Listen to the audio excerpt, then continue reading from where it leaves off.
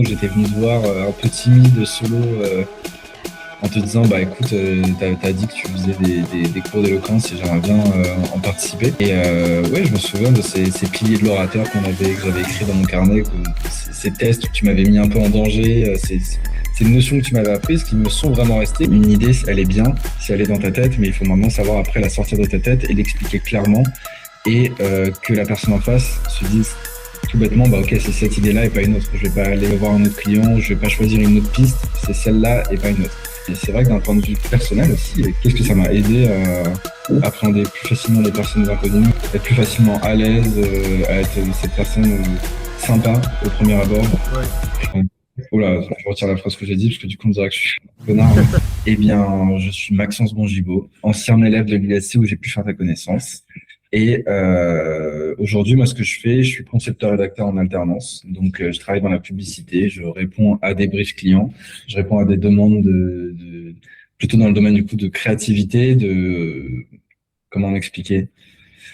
C'est vrai que c'est toujours dur à expliquer le métier, mais globalement, c'est répondre à un brief sur une demande particulière pour présenter un service, un produit ou juste une problématique de notoriété Ouais. et, faire quelque chose qui va dans l'optique, dans l'idéation de base dans sa tête, bousculer tous les codes.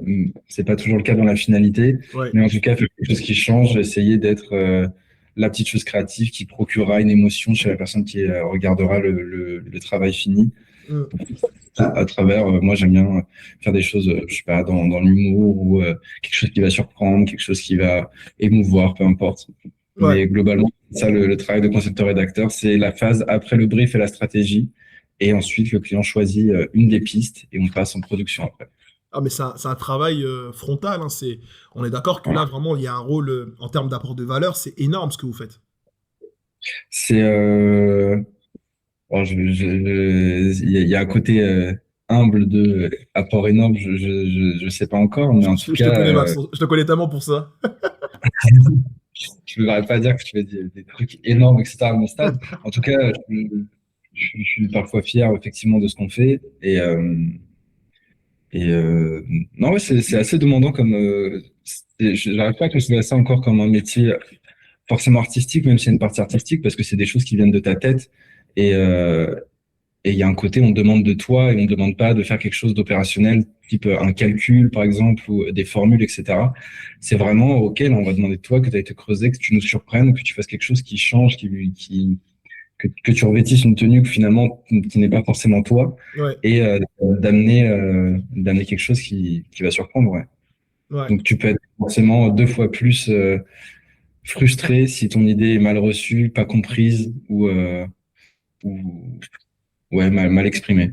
Des fois, ça c'est quelque chose qui peut m'arriver souvent je vais sortir d'une réunion de présentation de piste avec un client et ce moment où je me dis, bah là c'est bête parce que moi dans ma tête, mon idée elle est géniale et j'ai pas réussi à forcément bien l'exprimer. Et Ouais. donc le client n'a pas pu se projeter, il a pas trouvé ça aussi génial que moi j'aurais pu trouver ça génial, quoi. Et alors, avant que nous, on commence à échanger, puisque là, typiquement, voilà ce que tu fais, et tu arrives quand même à poser un mot dessus. Avant qu'on commence, nous, à bosser ensemble de manière ponctuelle comme de manière collégiale avec les cours, etc., toi, vis-à-vis de, tu sais, de la prise de parole, tu en étais où concrètement? C'était comment pour toi?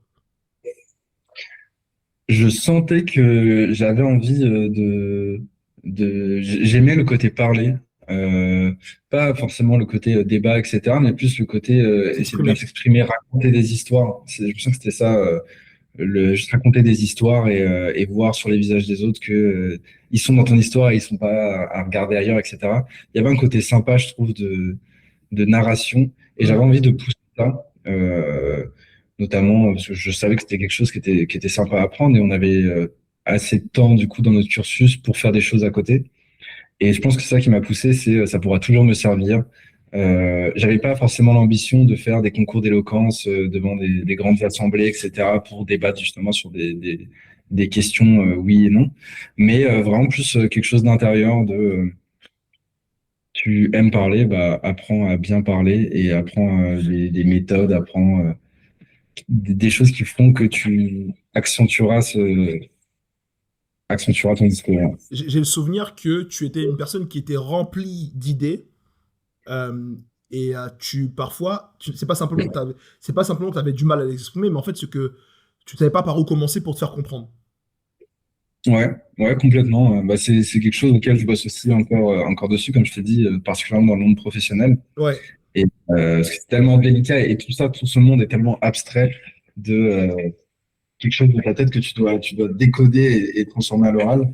Mais oui, je l'avais encore plus effectivement avant. Et c'est pour ça que, toutes les cours qu'on a fait ensemble, les choses que tu m'as apprises, les piliers, les méthodes, etc., ça permet de, dans ta tête, beaucoup plus structurer et dire, OK, je vais commencer, pas forcément introduction, problématique, développement, mais ouais, plutôt vraiment des méthodes de, OK, je vais essayer de prendre les cases ouais, et ranger la chambre, quoi. Mettre ouais. tout pour sortir un fil rouge continu et homogène. Est-ce qu'on peut considérer que, tu sais, en termes vraiment de frustration, c'est le plus frustrant pour toi, alors avant que tu sais qu'on pose des mots sur ça, c'était le fait de pas Ouais. te faire comprendre. Ouais, comprendre, tu veux dire, avant que tu me mettes Ouais, dans des exercices de ouais, mise en pratique, vraiment ouais. comprendre tout ça, la partie un peu collégiale de la chose, quoi. Alors, je disais en fait, tu vois, plus, est-ce que typiquement, tu vois, moi, par exemple, la prise de parole en public, ça a été une nécessité parce que je voulais absolument exister socialement. J'en avais marre que les gens ne me voient pas. Ok. Et c'était très frustrant pour moi. Et Ouais, ça peut paraître bête, mais je l'explique de manière très spontanée, puisque c'était une réalité à l'époque. Moi, je suis arrivé en France très jeune, et j'ai vécu ce côté un peu où tu es là, mais tu n'existes pas. Et ça me ok. frustrait énormément. Et moi, j'ai plus eu l'impression que toi, t'étais dans ta bulle, sauf que tu voulais te faire comprendre dans ta bulle. Et ça, c'était Ouais, frustrant, à des moments de te dire, ouais, je me fais pas comprendre, on dirait. ouais, je pense qu'il y a de ça, hein. Il y a clairement de ça. Comme je te dis, il y a forcément quelque chose de. Bah, en même temps, c'est de l'éloquence, donc c'est adressé à d'autres personnes. Mais effectivement, je pense qu'il y a vachement un truc de lumière sur toi. Pas forcément dans le sens se jeter des fleurs, être égocentrique, briller en société ou quoi que ce soit, mais plutôt, on va dire, dans l'aspect transmettre quelque chose et le transmettre bien, quoi. Genre, même si je vais te raconter une connerie, je vais te la raconter bien. Et je trouve que c'est quelque chose que j'adore faire. On peut faire une connerie, mais on la fait bien et jusqu'au bout, quoi. Et Est-ce ça traduit très bien ça. est-ce que tu peux me donner tu sais, un exemple où tu as senti cette frustration, hein, vraiment un exemple où tu as vraiment senti une frustration de ne pas te faire comprendre à l'époque, que ce soit en cours, que ce soit où tu t'as dit un truc, mais en fait, c'est même pas passé, tu vois. Euh, Ah, c'est une bonne question. J'ai pas d'exemple précis, mais franchement, je pense que je pourrais, sans mouiller, te parler de projets scolaires, pas, sans grand conséquences derrière, Ouais, mais où toi, tu es dans un groupe et tu proposes une idée qui, dans ta tête, mais si on fait ça, on a tout gagné. Et au final, tu pars, mais tu te dis, attends, bah en fait, c'est un peu ces mêmes problématiques qu'on retrouve aujourd'hui, mais qu'aujourd'hui, on essaie de dresser en agence, mais OK, attends, j'ai une idée. Attends, d'abord, je te raconte l'insight. Non, d'abord, attends, je vais te raconter le concept et comment ça va se traduire. Et ouais. en fait, tu te perds dans tous les sens. Et même toi, tu es en train de paniquer. Donc, du coup, tu le montres et d'un point de vue extérieur, on voit juste une personne qui est encore en train de réfléchir à son idée, qui ne sait pas s'exprimer. Ouais. Et forcément, bah, t'as pas envie d'y aller parce que ça donne ni confiance, ni envie, t'as juste pas envie. Donc, je pense, j'ai pas d'exemple précis, mais je pense que Là, pour le coup, ça a été plus suffisamment parlant, je pense, mais, euh, mais oui, en plus, le pire, c'est que ce que tu narres, c'est quelque chose que je vois chez beaucoup de personnes, c'est que les gens vont se dire, soit je m'exprime clairement, soit je me tais. Et ils vont se retrouver à être dans le mutisme durant plusieurs années, et ils vont penser de manière convaincue qu'ils ne sont pas faits pour la prise de parole en public, parce qu'en fait, un jour, ils ne se sont pas fait comprendre. ouais, ouais, 100%. Et justement, si tu as le malheur d'avoir une personne qui parle bien dans le groupe, tu te dis, bon, bah, vas-y, on va le suivre, même si son idée est pas bonne, bah, au moins, elle la raconte pas, au moins, comment il te le vend. En fait, c'est ça, ouais, c'est la personne a beau te vendre quelque chose dans le fond, mauvais, bah, Ouais. si elle te le vend bien, tu te dis, OK, ça passe, ça file tout seul, ça marche, ça va. T'as l'impression que ça va droit dans la cible, quoi. Donc, c'est peut-être Euh, tout. ouais. Alors, je sais pas si je sais pas si tu as eu un moment de déclic. Tu sais, un moment où tu t'es dit, eh, c'est bon, merde. Tu as un moment de déclic où tu t'es dit, oui, c'est bon, là, je veux changer les choses. Toute cette période est un peu floue, j'ai plus trop de souvenirs, mais je sais que si la période de déclic, sans justement te faire gonfler les chiffres ou te jeter des fleurs, mais c'était quand tu étais arrivé On avait fait une session de pitch où genre chacun devait aller avec son petit groupe présenter une idée ou quoi. J'ai plus les consignes. Ouais. Et je sais que, on t'avait introduit en disant juste voilà, c'est Shadra qui va se mettre dans le fond de la salle, mais on savait même pas trop ce que tu faisais. Et je me souviens qu'à la fin, tu étais venu et toi, tu nous avais fait un petit discours pour nous dire à quel point tout était très mauvais et très mal présenté, etc. Je sais pas si tu le fais toujours aujourd'hui, Je me souviens de mais ce j'avais jour-là. Je me souviens de ce jour-là. en vrai, on me dit non, mais c'est trop drôle, il a tellement raison. Et dans ces cas-là, tu te sens en plus vachement infantilisé dans le bon sens du terme, je trouve. Oui. Parce que c'est pas, encore une fois, c'est pas ce que tu viens nous dire et ce que tu viens à ce moment-là nous faire comprendre et potentiellement nous apprendre par la suite. C'est pas un cours, c'est pas quelque chose de savoir, etc. C'est plutôt vous avez des idées, c'est cool, mais qu'est-ce que vous les présentez mal? Et au final, ça dessert tout et on s'ennuie et on n'a pas envie d'écouter et ça marchera pas, quoi. Ouais, mais Donc, je me souviens de ce jour-là. clic, ouais, ça c'était un déclic un peu, ouais. Ah oui, tiens, là, tu m'as ramené sur un souvenir. Ah ouais, je me souviens que ça a dû surprendre. D'ailleurs, je suis arrivé, bam, et puis Ouais, de manière éloquente, j'ai dit, bon, il y a des mais choses c'est à faire. vraiment extérieur, c'est qui lui? Personne ne le connaît, il s'est même pas introduit, il vient de nous dire que tout est naze, quoi. Mais du coup, bon déclic, très bon hook, très bon déclic, ouais. Alors, au fur et à mesure, tu as pu découvrir le personnage. Et si aujourd'hui, je te posais la question, mais pourquoi tu avais choisi finalement, tu sais, le fait de t'approcher de moi et pas de quelqu'un d'autre vis-à-vis de la prise de parole ou vis-à-vis de, tu sais, de la communication qui puisse donner envie, quoi.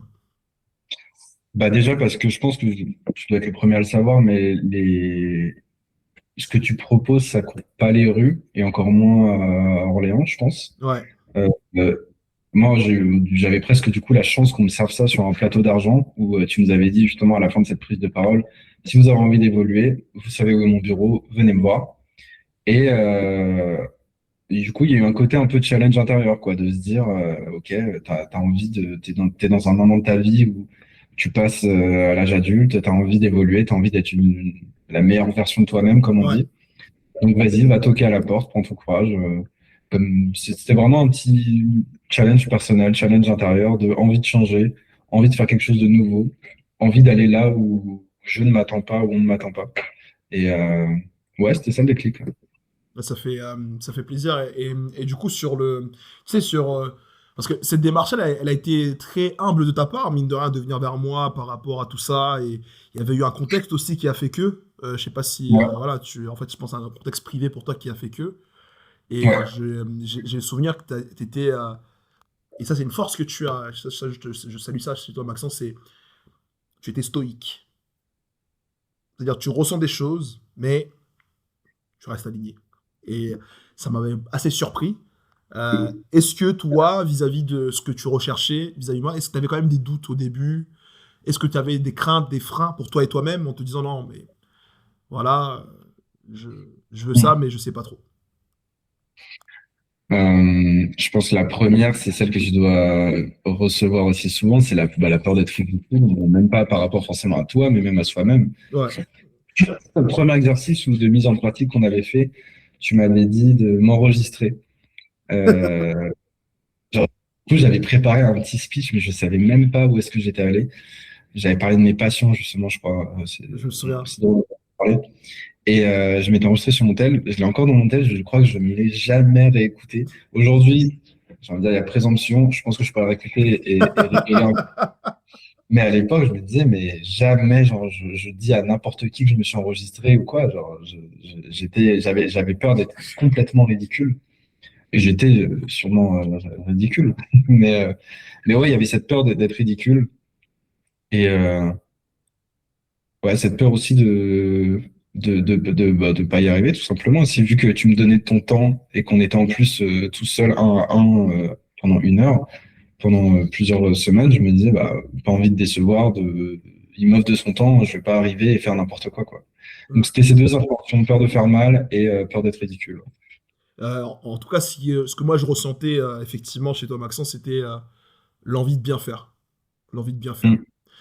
Parfois même, tu avais beaucoup de perfectionnisme malgré toi, parce que je pense que tu aimes un peu de la folie des grandeurs, c'est-à-dire, pas la folie des grandeurs, la folie de l'intelligence, c'est-à-dire essayer des trucs, mais comme tu ne voulais pas te décevoir d'un point de vue relationnel, parfois tu te bridais.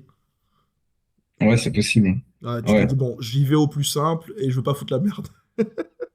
Ouais, complètement, ouais, complètement. Bah, ouais, j'ai un souvenir aussi, ça vient de me revenir, le concours d'éloquence qu'on avait dû faire malheureusement par visio en groupe. Ah oui, je me souviens, ouais. Euh, C'était sympa, mais bon, goût amer parce qu'on est arrivé deuxième, du coup, on n'avait pas gagné la finale. Ouais. Mais ouais, il y avait, ouais, j'ai pas grand-chose à dire. C'était sympa, mais j'avais pas trop aimé le format groupe. Ouais, je me souviens. Oui, c'est sûr. Et en plus, ça bride. Ça bride tellement. Ouais, Euh, ouais. Est-ce que, alors, tu vois, durant les séries les séries de cours, etc., y a-t-il eu un moment où tu t'es dit, OK, là, il y a quelque chose qui est en train de se passer? Hmm. Oui, déjà.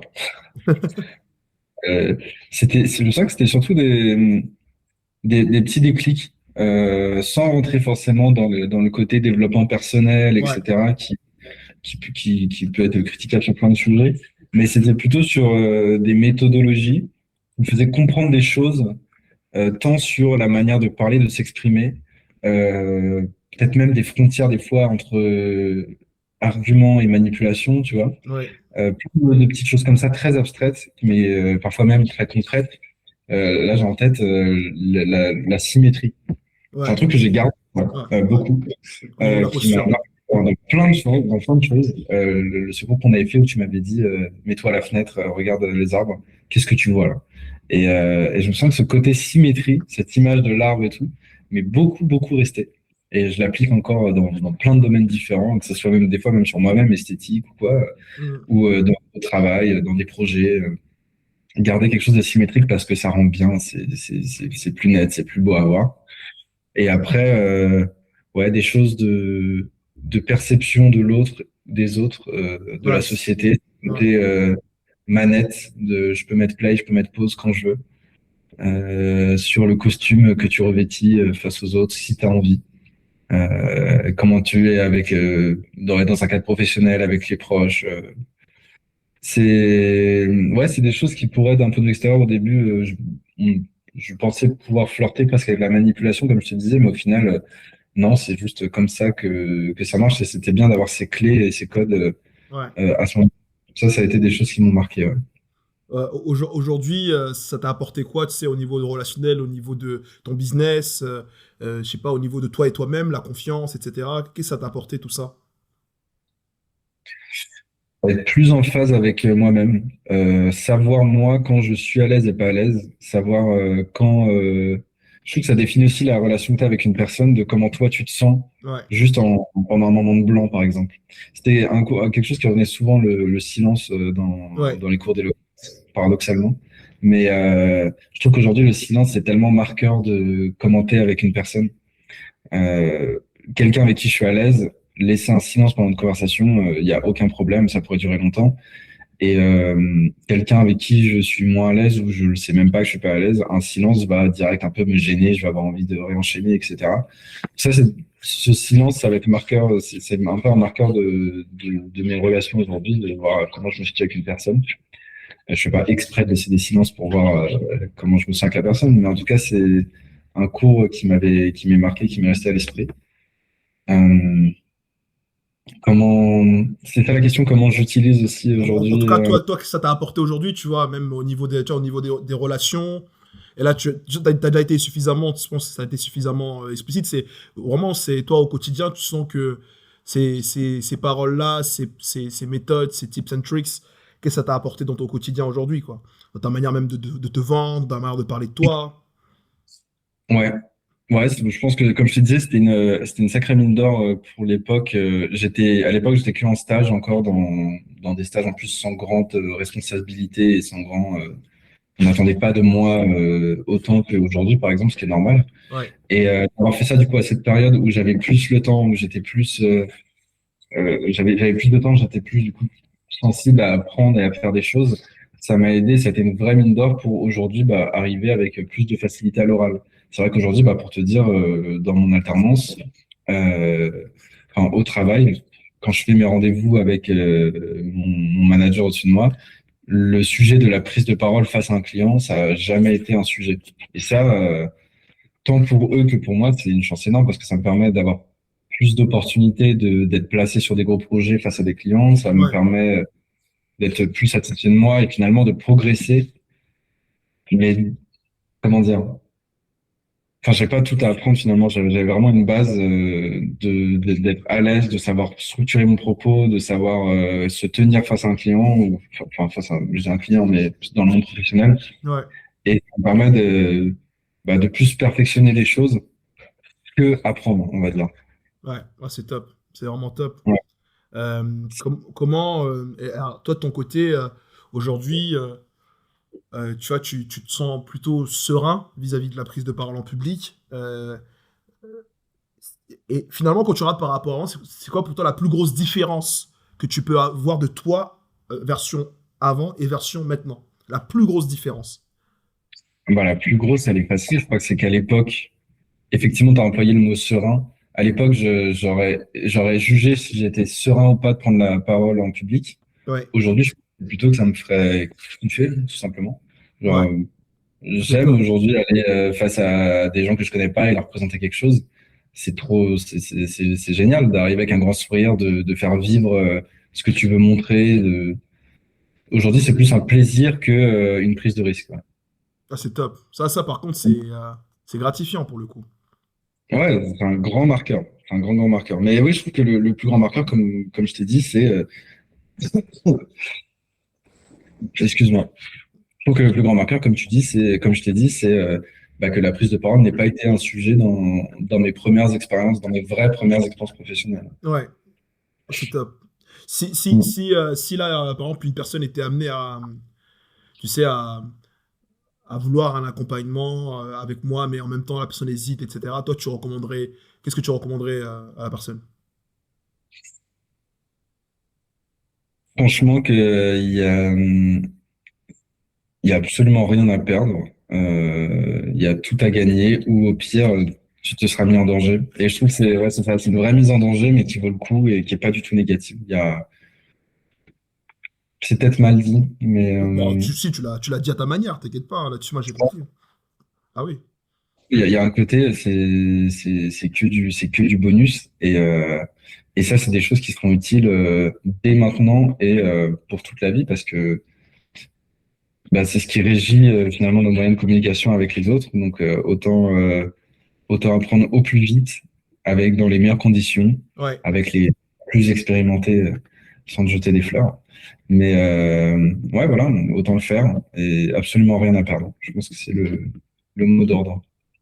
Et alors, la phrase de conclusion pour, tu sais, pour toi, pour résumer, on va dire, ton expérience en une seule phrase, ça peut être une phrase comme ça peut être un mot, hein. Ah, c'est dur, hein. C'est drôle, c'est exactement le genre de questions que j'écris pour les gens, mais dès que tu es face à la question, tu comprends ce que les gens ressentent. Ça.